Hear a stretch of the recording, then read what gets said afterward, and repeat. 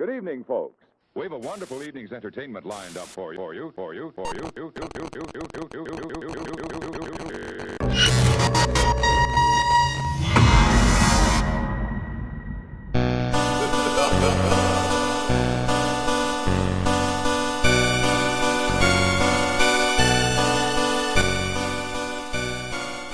Hello everyone, and welcome back to Knights of the Pageless Library. Normally, this is an audiobook discussion podcast. However, today I'm going to be doing something a little bit different. I've recently been watching some scary movies, and since Halloween is right around the corner, I figure why not give my opinion on these movies, even though I'm not normally a movie review podcast. If you like the media that I create, please consider supporting me in any way possible. Right now, I would just honestly ask that you click some stuff below. So what all movies did I watch recently? I watched Salem's Lot, the 2024 version. I watched It, Chapter 2, the 2019 movie. I watched The Lighthouse from 2019 as well. And I watched Casper from 1995. I will preface this by saying that I am by no means a movie critic. I just happen to have watched some movies and I'm going to give you my opinion about them. And I would appreciate it if you let me know what you think about them. Please email me, kotpl.pod@gmail.com is still by far the easiest way to get a hold of me. Oh, and if it wasn't obvious already, spoilers. Alright, so let's start with the first one. Salem's Lot from 2024.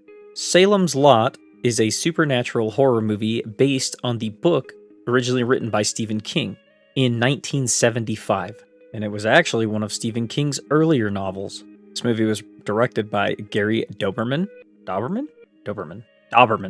and it was produced by James Wan, which is kind of surprising to me, because I thought James Wan produces only bangers, if that's not a little bit of an indication on how I feel in this movie.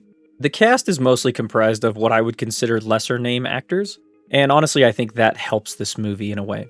One of these actors is Jordan Preston Carter, and definitely watch out for this young man, because I do think that his performance was very good in this movie. This movie centers around the idea of a writer returning to his hometown in order to write a story on his childhood. He quickly realizes, however, though, that there's something off in his town as a string of murders begin happening once he returns home. Some of the aspects of the murders definitely don't make any sense to the townspeople, and they discover that something much akin to vampires are taking over the town. This, much like many other vampire stories, is centered around the idea that there is one vampire who starts out by turning other people in the town into vampires to essentially take over the entire town, I guess?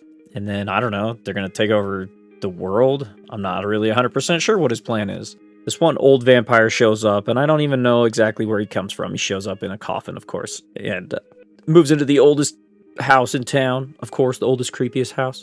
Starts biting people, turning them into vampires as well, starts snatching kids out of windows and stuff. I do like the idea that this vampire has some form of mind control that he can use on the people. The plot essentially is our main character, the writer, coming together with some of the townspeople who don't necessarily like him in the beginning because, he went off and made a name for himself outside of Jerusalem's Lot, this small town in Maine, and now he comes back there and they assume he thinks he's better than them. But eventually he has to earn their trust in order to combat this vampire and all of the newly blooded vampires that he has made. It culminates in a rather kind of spectacular finish where most of the vampires are all killed at the same time due to some smarts on some of the townspeople's part, as well as them ultimately finishing off the head vampire, the head honcho Dracula-esque vampire. The ending, however, is a little bit ambiguous because our main character and one other guy survive the entire thing. They kill the main vampire, but then they kind of just drive off. So I have not listened to the book of this. I may or may not go back and do that. Please let me know if that might be worth my time. Overall, though, this movie did not impress me. And using something with such gravity as a Stephen King novel as the platform, I was not overall thrilled with this one. I think the idea is kind of cool, that this vampire kind of sneaks into a small town, starts gathering some followers, plans to make his rise and get more powerful. Okay, that's all pretty good stuff. Kind of cliche nowadays, might not have been too cliche back in 1975 when Stephen King wrote the book, though. I just didn't feel like this movie took all that many chances. It was decent. I mean, it wasn't good by any means. I don't think I would recommend anyone watch this one on Halloween. The acting was middling, kind of at best, and I mean, I don't know shit about acting, but I just felt like some of the stuff was pretty phoned in on this one, unfortunately. That's not to say the actors weren't trying, it just didn't come across that great, in my opinion. It was surprising how many main characters were killed off, which, I mean, is a good thing in my opinion. I don't like to know that the characters are safe because of plot armor. But the overall wrap-up to the story was pretty disappointing. It wasn't all that grandiose, there wasn't a ton of tension, and honestly, I think I would have liked to see maybe a little bit more of a cliffhanger at the end.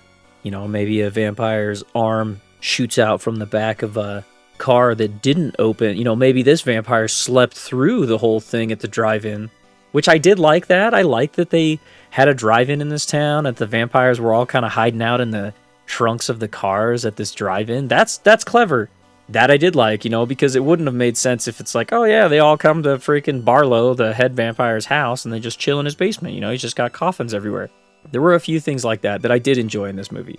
Overall, though, I wasn't really a big fan of this one. I thought it was kind of meh. I mean, for a Stephen King thing, it should have probably been pretty sweet. But again, maybe I need to check out the book. Maybe that is where the real gold of this one is at, and maybe just not in this movie.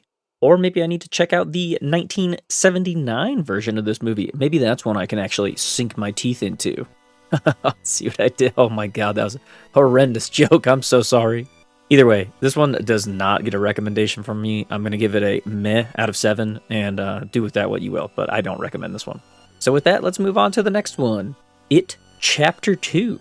Again, also a movie based on a Stephen King novel. This movie being the follow-up to It from 2017. Also clearly based on the Stephen King novel. Duh. This one was directed by Andy Muschietti. Oh my gosh, this is awful. Wow, this one also has a screenplay by Gary Doberman, and it was produced by Barbara Muschietti. Assuming they are married? I think so, yeah, I think I saw something about this. So, stepping back in here to say that they are brother and sister, so that is a little awkward, and all it took was one quick Google search. I'm sorry. Same people who produced the first It movie as well from 2017. This one does have a few big name actors in it, mostly James McAvoy, Bill Hader, Jessica Chastain, and I would say Bill Skarsgård. You might say that more of these guys are big name actors, but from what I could tell, some of them are just kind of up-and-coming actors in my opinion. Now, for those of you who don't know, in the It novel, the main characters are already technically adults. However, we constantly bounce back and forth between their childhood memories and their current adult lives. When they decided to make these movies, It from 2017 was based on the childhood of these characters, and It from 2019 is mostly based on them as current adults. We get a few memories from while they were kids, however, most of it is them as adults. And honestly, I think that was to the movie's detriment. Now, I really liked It from 2017. I thought that movie was great. However, this one really just did not floor me. Honestly, I had very high hopes, and I don't know really what took me so long to watch it. I just had a bad feeling about it, to be honest. I really didn't even spoil this one all that much for myself because I intended to watch it at some point because of how much I liked the 2017 movie. But color me disappointed. I think that the choice to split up the childhood and adulthood portions of our main characters' lives was a poor one. Now, I think it made for better movies because I think that's what helped the first movie is that it was all children. And honestly, a lot of this stuff, obviously creepy clown, any of that stuff, very, very effective for scaring children. But I think where the movie misses the mark for me is that what was so powerful in the novel is that what scared these characters as adults is because they're reliving a lot of childhood traumas. Not simply like, oh, I saw a scary clown, bite my brother's arm off. Oh, so scary. Just kidding. It's absolutely fucking terrifying, okay? But what the movie skips out on is a lot of the real things that would scare real adults. They completely skip over a lot of the substance abuse, a lot of the maybe sexual abuse, maybe verbal and mental abuse that they feel from other adults. maybe things that they experienced as children that have stuck with them and that are true fears that reside inside of them. This stuff is all completely glossed over in the movie in an attempt to make a kind of jump scary mess.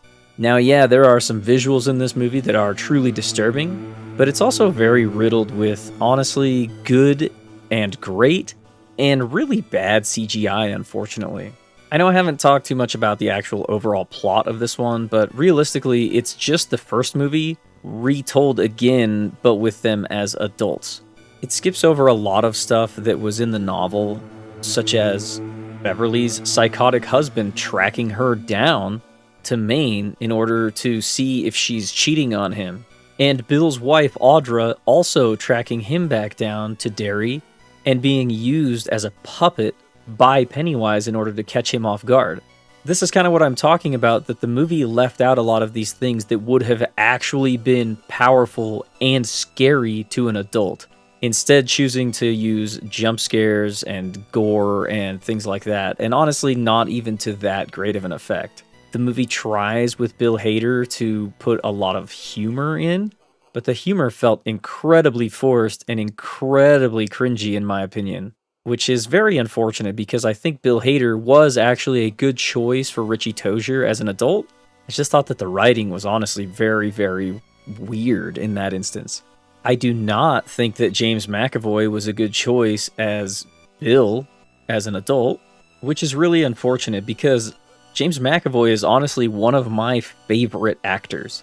He was one of the only ones in this that felt like he was actually putting his all into it and was really trying.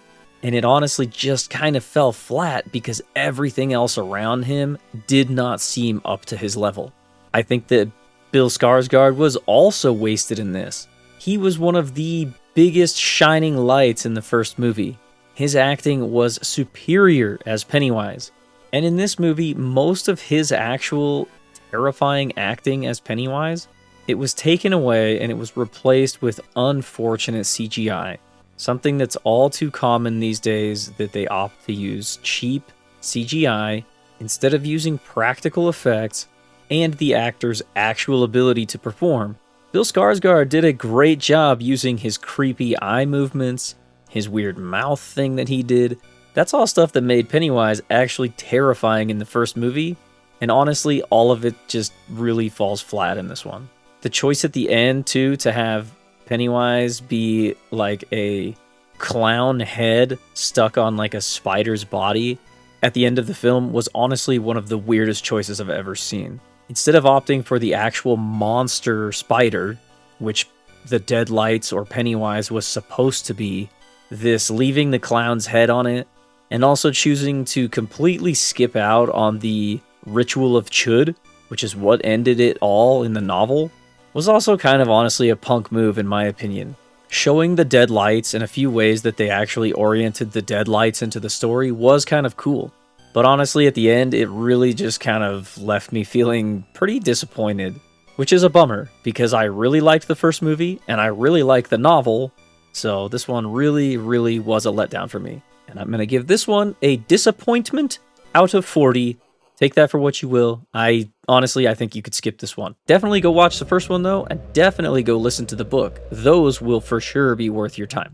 Okay, now on to The Lighthouse. This one was directed by Robert Eggers. It was also written by Robert Eggers. I had no idea what to expect coming into this movie, to be honest. I had seen a lot of stuff on it on YouTube and Reddit and all over the place on the internet, to be honest. Mostly I would see thumbnails of it though, and I decided I don't want to spoil any of this movie for myself because someday I'm going to watch that movie. I knew it was produced by A24, and I knew that they already had a really good track record. And thankfully, this one did not disappoint me. This movie is weird as shit, but in the best possible way. The idea around this movie seems incredibly simple, right? Two guys stuck on an island, taking care of a lighthouse for 4 weeks together. Seems pretty cut and dry. And they managed to take this movie and make a truly dreadful experience out of it. This movie was quite the breath of fresh air in my opinion. No over-reliance on CGI.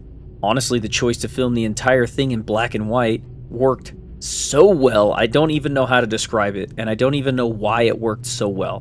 But it was truly effective in this one. The choice to not really use any jump scares, but instead go for an overall looming dread feeling is so incredibly effective. They truly do nail it with this one. And you really are left wondering at the end, like, what the fuck did I just watch? But it was great. I don't even know how to describe it. I honestly walked away from this one thinking, holy shit, what was that? And is there anything else like it? Because it was so good. The choice to have only 2 actors in this, Robert Pattinson and Willem Dafoe, was such a good choice. These two absolutely nail their roles, and honestly, I think it's more of a showcase of Willem Dafoe putting on a master class in acting. This movie really kind of attacks your psyche. There's a lot of stuff that is purposely done to confuse you as the viewer, and it really does mess with you throughout the entire movie, which is very fitting because a lot of the movie really centers around the idea of descending into madness and ultimately giving in to that madness. If you want an excellent take on what the movie might actually be about, because I have no idea. I'm not even going to pretend like I know what happened to these 2 men or what they were truly facing while they were on this island. But I'm going to try to remember to link this YouTube video, The Lighthouse, Everything Explained, the ultimate companion guide by Novum. He's quickly becoming one of my favorite YouTubers because of his long-form explanations on some of these more daunting movies. So I would really like it if you went and checked out his work as well. But seriously, don't skip this one.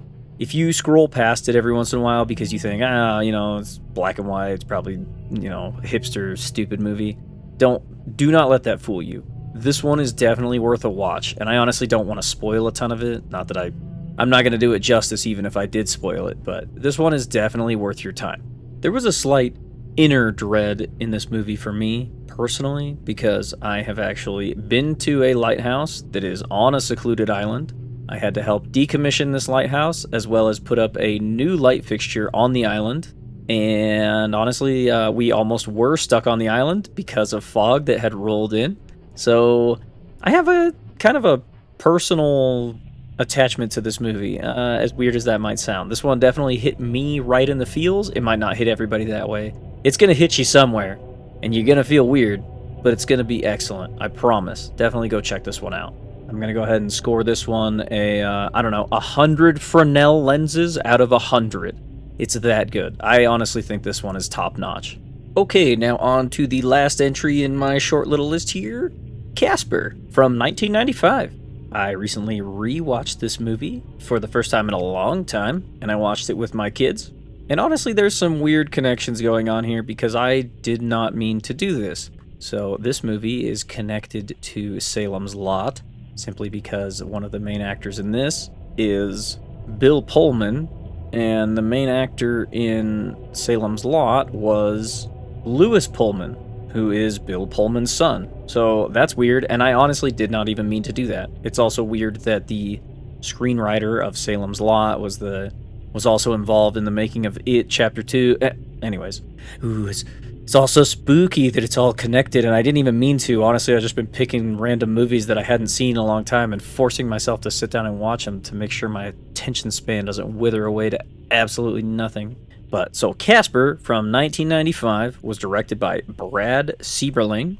It was written by Sherry Stoner and Deanna Oliver, and apparently it was based on Casper the Friendly Ghost by Seymour Wright. Right. Oh my gosh, I'm terrible with names. Please correct me if I'm saying these wrong, and please go ahead and correct me with the exact pronunciation of a lot of these names. Now, this one stars what might be considered big-name actors for the time.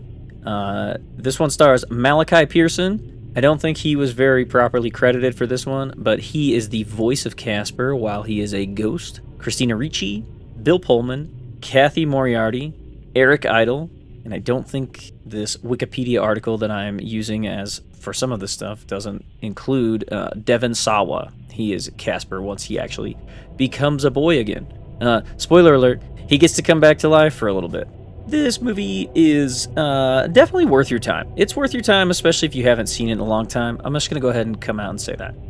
If you got young kids, go ahead and sit down and watch this one with your young kids. It has very, very dark content for the adult viewers, but a lot of that dark stuff is going to go well over younger kids' head. I mean, the overall plot of this one is pretty simple. Casper and his uncles inhabit this mansion where Casper used to live when he was a child. Casper unfortunately dies because he is out sledding with his dad, and he stays out too long, he gets too cold, he gets sick, and he dies. However, his dad invents this device, the Lazarus machine, or just the Lazarus, which is supposed to bring ghosts back from the dead. And our main characters move into this house because Kerrigan, this lady, inherits the house from the estate of, I'm assuming, her father, and she thinks that there's treasure there at this Whipstaff Manor, so she's greedy. She moves in there because of that. However, the house is haunted, obviously, by ghosts, namely Casper's uncles, Fatso, Stretch, and Stinky. I'd really like to know if they were named that in real life, because if so, that is insane. They won't let her or any of her people enter the house in order to try and find the treasure. So she hires Bill Pullman's character, this medium, to try and get these ghosts to shoo out of this mansion so that she can collect her treasure because she's, insane. Turns out there's not really a whole lot of treasure in there. I like when Casper's like, oh, my treasure. And it's literally like a signed baseball, and like a baseball mitt. That's kind of satisfying. There's some stuff in this that is kind of tugs on your heartstrings, right? Like this Christina Ricci's character like falls in love with Casper even though he's dead. And then he does get to come back to life because of some like Cinderella shenanigans. And it's kind of messed up, and we were kind of annoyed that, he gets to come back, but he can only come back till 10 o'clock because, he's a teenager. It's like he can't even have till midnight. He's fucking dead. Like, come on, who cares? Either way. It's a good kind of heartfelt story, even if it is ultimately kind of sad in the end. I do think there's a lot to like in this movie, and I think some of the visuals for this being from 1995 are truly friggin' great. The acting in it is good, the acting in it is fun, the story's fun, a lot of the beats are fun and funny, and I don't think you can lose with this one. Honestly, I think this is a great Halloween movie, especially, like I said, if you got kind of, middle school aged or even slightly younger kids. Like, they'll have fun with this one. Definitely sit down and watch it. This one's definitely worth checking out. I give this one like, 8 hauntings out of 10. I think it's pretty good. It's not perfect, but it's a great movie, and I do think you would have a lot of fun watching it. And also a bit of a bonus or honorable mention here. We also started watching the show Rum on the MGM app. Well, on the Roku channel, but with an MGM subscription. And we haven't made it that far in. I think we're about 5 or so episodes in. There's quite a few seasons of this one, but so far, I would recommend this one, especially right around this time. This is a sci-fi horror show, and so far, it definitely has its hooks into me. I am for sure interested in this one, and hopefully going to see this one through all the way to the end. So definitely check this one out as well if you're looking for a new show to watch and maybe want to watch something scary right around this, during this spooky season, as people would like to call it. And with that, that wraps up this list for me. Definitely not something I normally do, so hopefully this one turns out. Feel free to let me know what you guys think. Whether you leave a comment below, you write me a long email, you tell me I'm an idiot, tell me definitely, don't quit my day job, stick to reviewing audiobooks. Either way, I appreciate your engagement. If you stuck with me this long, I'm going to assume you might have enjoyed the content. So please click some stuff below in order to see more. Definitely go back and check out my library of stuff. Like I said, normally I review audiobooks, so if this is your first time here, this is not what I normally do. If I did okay, please let me know. Maybe it's something I will do more of in the future. And with that, I really appreciate you guys' time, and I hope to catch you in the next one.